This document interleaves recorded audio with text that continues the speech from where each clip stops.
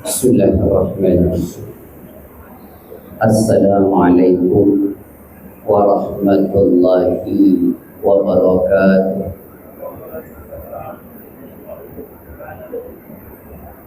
Alhamdulillah alladzi faddala bani Adam bil ilmi wal amal ala jami'il alam. Assalatu wassalamu ala Sayyidina Muhammadin Arabi wal Ajam wa ala alihi wa ashabihi nabi'il ulumi wal hikam wa ba'd. Alhamdulillah, puji syukur kepada Allah atas nikmat, izin serta karunia-Nya. Salawat dan salam semoga senantiasa tercurah kepada Rasulullah SAW, keluarga, sahabat dan pengikutnya. Bapak Ibu yang semoga senantiasa dirahmati oleh Allah. Sebelum saya menyampaikan topik yang ada dalam spanduk ini, saya hanya ingin mengingatkan saja, karena sholat kita ini bukan di masjid ya, tetapi di parkiran, namanya mawaqifus sayyarah. Maka tidak ada salat tahiyatul masjid. Ya, tidak ada salat tahiyatul masjid. Kalau ternyata memang harus salat bukan tahiyatul masjid, tapi bisa salat sunnah wudu. Kemudian yang kedua, setelah salat zuhur, kemudian ada kajian, menunda sholat sunnah itu tidak ada masalah. Menunda sholat sunnah tidak ada masalah. Bahkan salah satu qaul atau disebut azhar dari sahabat Ali radhiyallahu anhu. Kata sahabat Ali, saya mengungkap yang jangan dari sahabat Ali, tapi yang dari imam mazhab, yaitu Imam Syafi'i. Kata Imam Syafi'i rahimahullah, talabul ilmi afdalu min salatin nafilah. Bahwa belajar agama, menuntut ilmu itu lebih utama daripada salat sunnah. Kalau Bapak pergi ke Madinah, di Madinah itu kalau sudah selesai salat maghrib, terutama di Masjid Nabawi, biasanya ada halaqah-halaqah. Halaqah itu kajian-kajian. Nah, mereka berhenti kajian itu ketika azan Isya. Berhenti.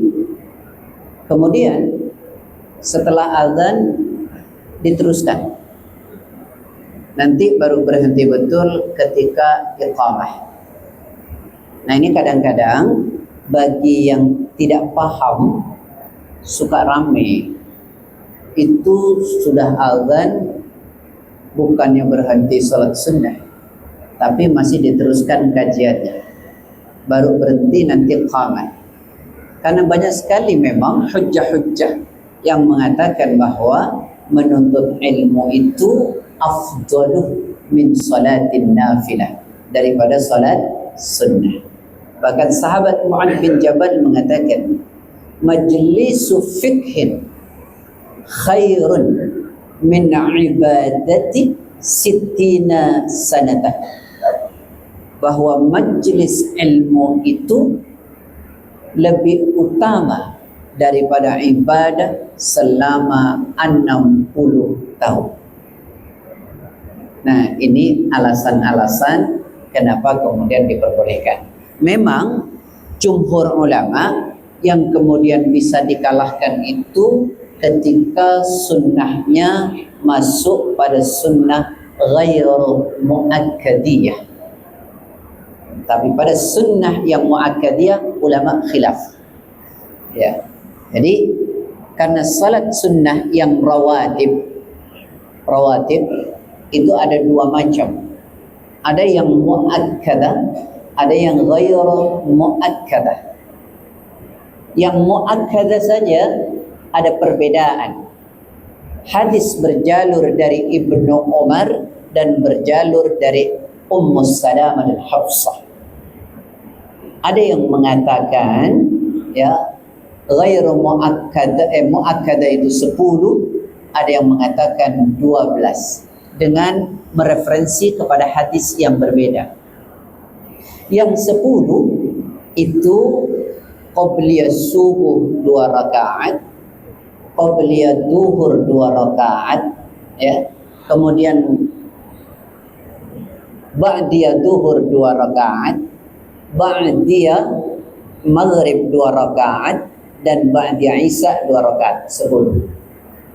Yang 12 tambahannya adalah 4 rakaat sebelum duhur. Yang 2 sebagian ulama mengatakan muakkadah, yang kedua ghairu muakkadah, bahkan mengatakan dua-duanya muakkadah. Nah, ini perbedaannya pada yang disebut muakkadah. Yang ghairu muakkadah, nah ini tetap sunnah, cuma ghairu muakkadah. Akan tetapi banyak yang salah paham. Kadang-kadang karena sunnah ghairu muakkadah malah dianggap tidak ada. Contoh, qabliyah asar seringkali mengatakan tidak ada, padahal ini ada. Bahkan 4 rakaat cuma saja ghairu muakkadah. Dalam kitab Bulughul Maram min Jam'i Adillatil Ahkam karya Imam Ibnu Hajar Al-Asqalani, Rasul mengatakan, semoga Allah merahmati orang-orang yang salat sebelum asar 4 rakaat. Begitu juga qabliyah maghrib. Banyak hadis, 2 saya sampaikan dari kitab yang sama. Rasul bersabda, sallu qabla al-maghrib. Lalu Nabi bersabda lagi, sallu qabla al-maghrib.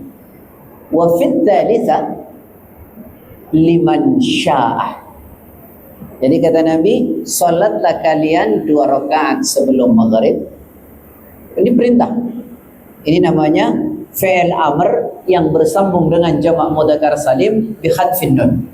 Sallu, salatlah kalian qabla al-maghrib, sebelum maghrib. Walaupun perintahnya tidak menunjukkan wajib tapi menunjukkan sunnah. Lalu kedua Nabi mengatakan, salatlah kalian 2 rakaat sebelum maghrib. Wa fi tsalisah, dan yang ketiga Nabi mengatakan liman syaa'a, bagi siapa yang mau. Nah, ulama mengkonstruksi dalam ilmu fiqh, kata liman syaa'a ini menunjukkan bahwa dia tidak terlalu ditekankan. Jadi ghairu muakkadah. Bahkan ada hadis yang lain dituturkan oleh sahabat, kunna nusalli ba'da ghurub syams. Kami salat setelah matahari tenggelam. Maksudnya adalah bukan maghrib, tapi qabliyah maghrib. Ya, salat sunnah qabliyah. Kami salat 2 rakaat setelah matahari tenggelam, qabliyah. Wa kana Rasulullah sallallahu alaihi wasallam yarana. Dan adalah Rasulullah saat itu menyaksikan kami salat 2 rakaat sebelum maghrib.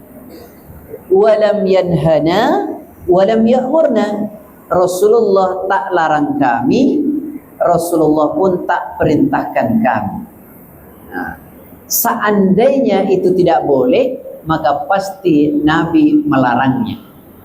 Ulama mengkonstruksi kaidah di dalam konteks ibadah yang sifatnya ritual, itu asal hukumnya haram kecuali yang diperintah.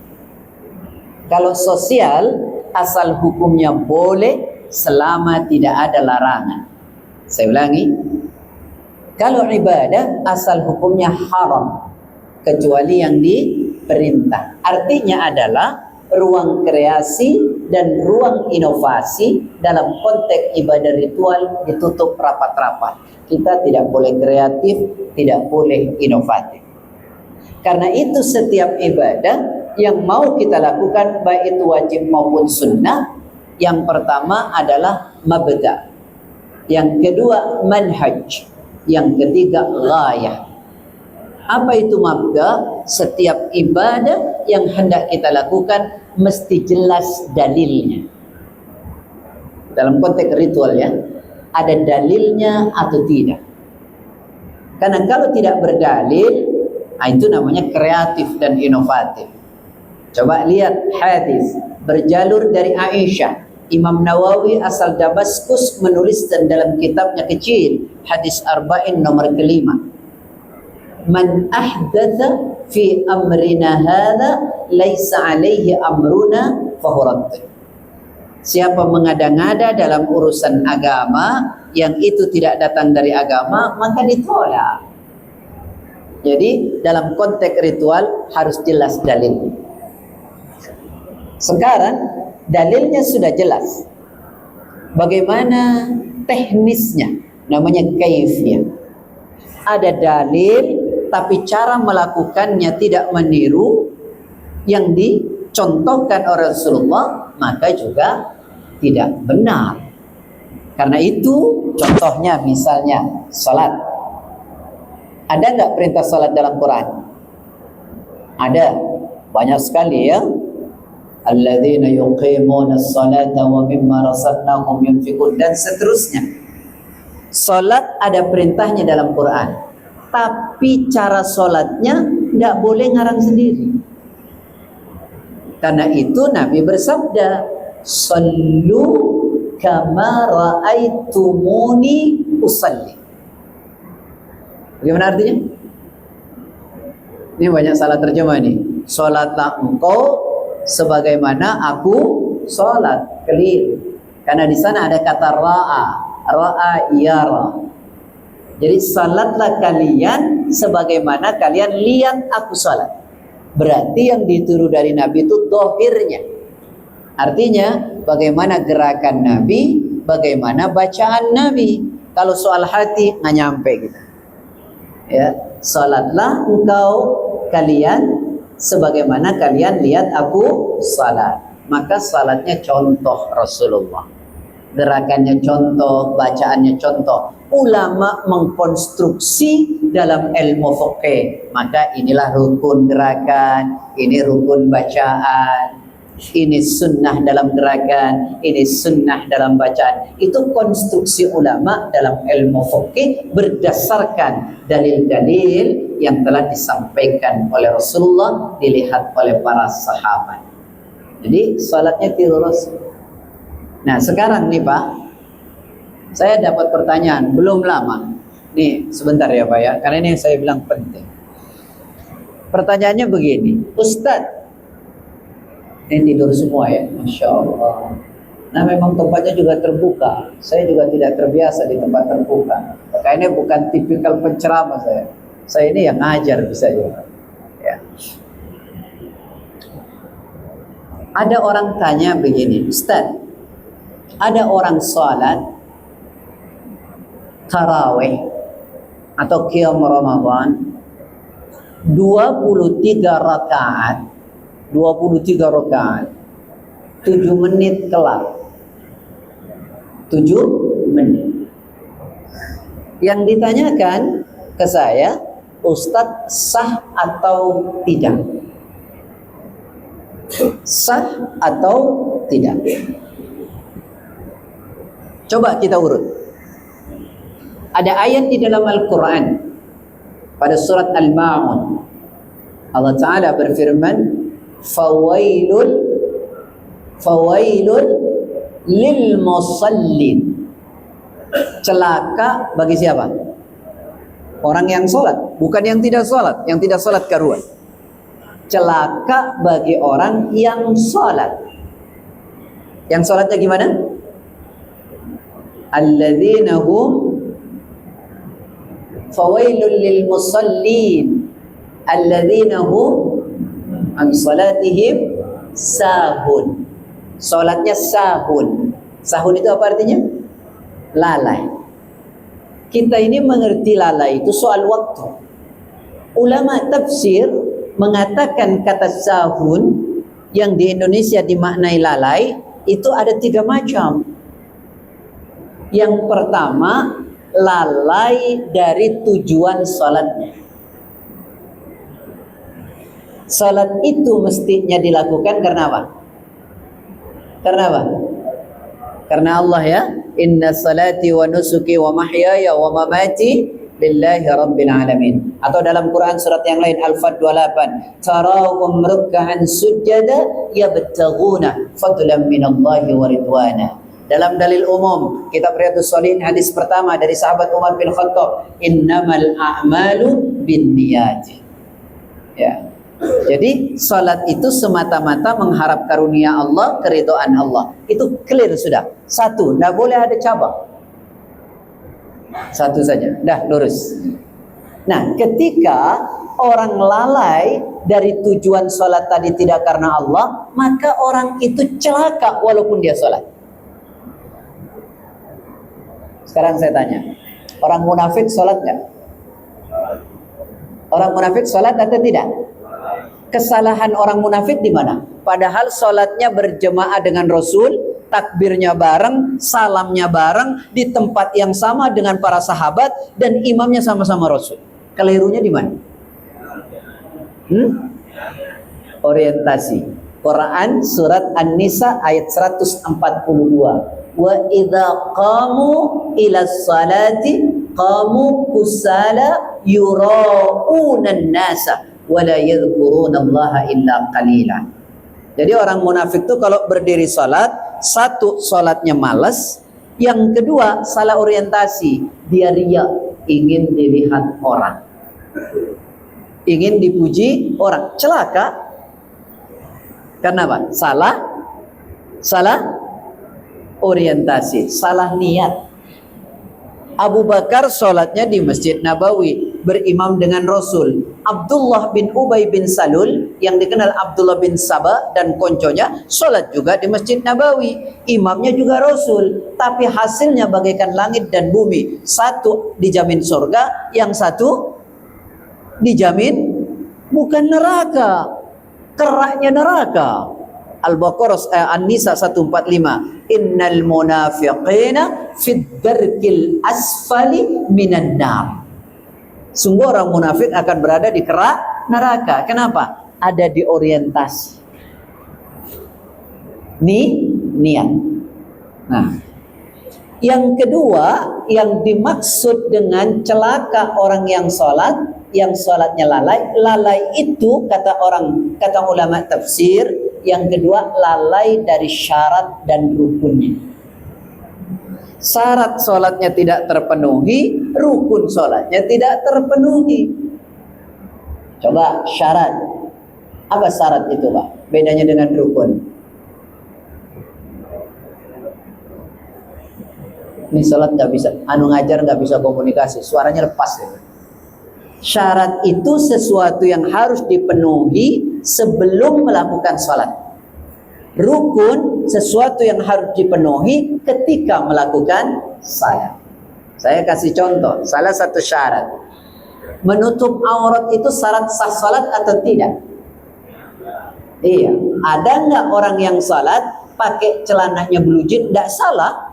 Pakai kaosnya oblong. Ketika dia ruku, lalu kaosnya naik, celananya turun, bokongnya nampak, sah atau tidak? Celakanya. Karena menutup auratnya tidak dapat. Sedangkan aurat laki-laki ma baina surratihi wa rukbatih, antara pusar dan lututnya harus tertutup. Kalau ada orang bilang pakai celana pendek laki-laki tak apa, itu ngaco. Apalagi tambah sambil merokok, itu lebih ngaco lagi itu. Ya. Nah, ini ikhwah. Nah, ini penting untuk dipahami ya. Satrul aurat. Contoh lagi misalnya, orang wudunya tidak sampai ke apa nih? Siku. Sah nggak wudunya? Enggak, berarti syarat sah salatnya terpenuhi? Tidak terpenuhi, karena itu salatnya nggak guna. Itu namanya syarat. Kalau rukun, nah ini tadi dari salat 7 menit itu complicatednya di rukun. Sekarang saya tanya, rukun salat ada berapa? Yang bisa boleh pulang? Ini ngaji kacau ini. Ada berapa Pak? Rukun salat Pak? Ada 13. 13 itu dibagi berapa? 13 yang nggak ngerti bagiannya lagi Ustaz. Ya, bukan nggak ngerti, cuma nggak pengen jawab. Ya, rukun salat itu ada 13. 13 itu dibagi 3. Dimasukkan kelompok rukun qalbiyah, dimasukkan yang kedua pada kelompok rukun fi'liyah, yang ketiga dimasukkan kepada kelompok rukun qauliyah. Pernah dengar? Ya sekarang ini Ustaz. Yang pertama rukun qalbiyah, apa itu? Rukun hati. Rukun hati itu apa? Maksudnya niat. Makanya dikatakan an-niyatu fil qalbi muqtarinan bi fi'li. Niat itu adanya di hati dibarengi dengan perbuatannya. Kalau tidak dibarengi, itu bukan niat, itu namanya azam. Itu rukun hati namanya. Yang kedua, ada rukun qauliyah, ucapan. Apa itu? Takbiratul ihram, Fatihah, tasyahhud akhir, salawat pada tasyahhud akhir, bacaan salam yang pertama. Itu rukun, ditinggal batal salat. Yang ketiga ada rukun fi'liyah. Apa rukun fi'liyah? Yaitu rukun gerakan. Nah, di antara rukun gerakan itu, Pak, yang termasuk rukun namanya tuma'ninah.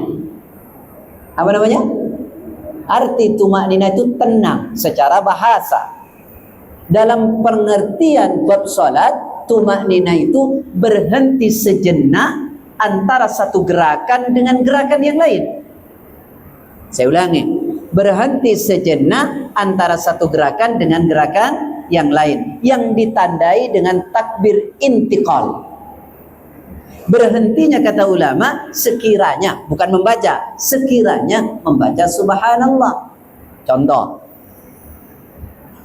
Pak, saya berdiri, lalu saya ruku, Allahu Akbar, maka diam. Ini namanya tuma'ninah. Diam betul, sehingga kalau ditaruh papan di atas punggung kita lurus, ini kemudian nih telapak ke kita menggenggam lutut, lalu kemudian ini dibuka sedikit seperti busur, ya, berhenti sejenak. Nah, ya, ini bagaimana kalau sholatnya ada pernya semua, Pak? Sholatnya ada pernya semua. Tahu antum? Allahu Akbar, Allah Sami'a, Allahu begitu. Sami'a, itu bagaimana tumakninahnya? Nggak ada. Maka yang terkorbankan rukun atau bukan? Kalau rukun sah atau tidak? Sah. Tidak sah, celaka orang yang salat, yang salatnya lalai, diakibatkan kelalaian pada rukunnya. Jelas sama tidak sampai sini? Jelas. Apalagi bacanya sudah ngaco. Masya Allah. Allahu Akbar. Ampun. Baca itu yang tartil. Iya, baca itu yang tartil. Tak boleh cepat-cepat. Allahu Akbar. Bismillahirrahmanirrahim. Alhamdulillahi Rabbil Alamin. Dibaca tartil. Ya, jangan baca cepat-cepat. Boleh hadar, tapi tepat tajwid dan makhrajnya. Ini baca hadar, tapi tajwid dan makhrajnya tak tepat. Nah, ini penting untuk dipahami. Ya, Pak ya?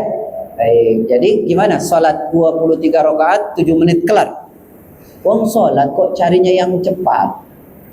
Cari itu salat yang tenang, nyaman. Namanya juga tarawih. Apa artinya tarawih? Relax, santai. Makanya kalau lihat hadisnya itu dari Aisyah, kana Rasulullah sallallahu alaihi wasallam la yazidu fi Ramadan aw ghairihi illa 11 rak'atan. Rasulullah tak menambah dan tak mengurangi baik Ramadan atau di luar Ramadan kecuali 11 rakaat. Yusalli arba'an. Rasulullah salat 4 rakaat, kata ulama dilakukan dua-dua. Wala tas'al an husnihin wa tulihin. Jangan kau tanya tentang baik dan panjangnya salat Rasul. Lalu istirahat Rasulullah. Setelah itu salat lagi 4 rakaat. Jangan kau tanya tentang baik dan panjangnya salat Rasul. Dilakukan dua-dua. Setelah itu istirahat lagi. Begitu salat tarawih. Ya Pak ya? Waktunya habis Pak Ustaz. Nggak jadi ukhuwah. Gara-gara tadi saya tuh kok melihat banyak ya habis wudu kok salat ya. Ini kan bukan masjid.